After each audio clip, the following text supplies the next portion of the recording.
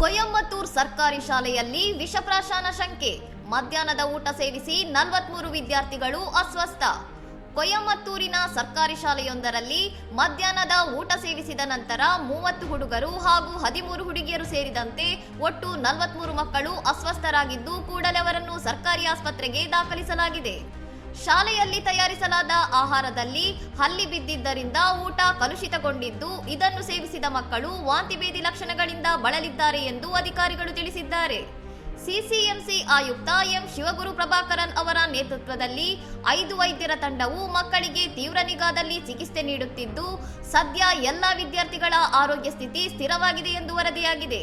ಘಟನೆಯ ಹಿನ್ನೆಲೆಯಲ್ಲಿ ಶಾಲೆ ಅಡುಗೆ ಮನೆಯ ಪರಿಶೀಲನೆ ಆದೇಶಿಸಲಾಗಿದ್ದು, ತನಿಖಾ ವರದಿಯ ಆಧಾರದ ಮೇಲೆ ಅಡುಗೆ ಸಿಬ್ಬಂದಿ ಹಾಗೂ ಸಂಬಂಧಪಟ್ಟವರ ವಿರುದ್ಧ ಕಠಿಣ ಕ್ರಮ ಕೈಗೊಳ್ಳುವುದಾಗಿ ಆಯುಕ್ತರು ಎಚ್ಚರಿಸಿದ್ದಾರೆ.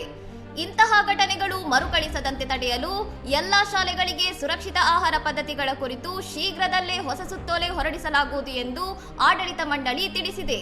ಇನ್ನಷ್ಟು ಸುದ್ದಿಗಳಿಗಾಗಿ ನೋಡ್ತಾ ಇರಿ ಸೌರಂ ಟಿವಿ.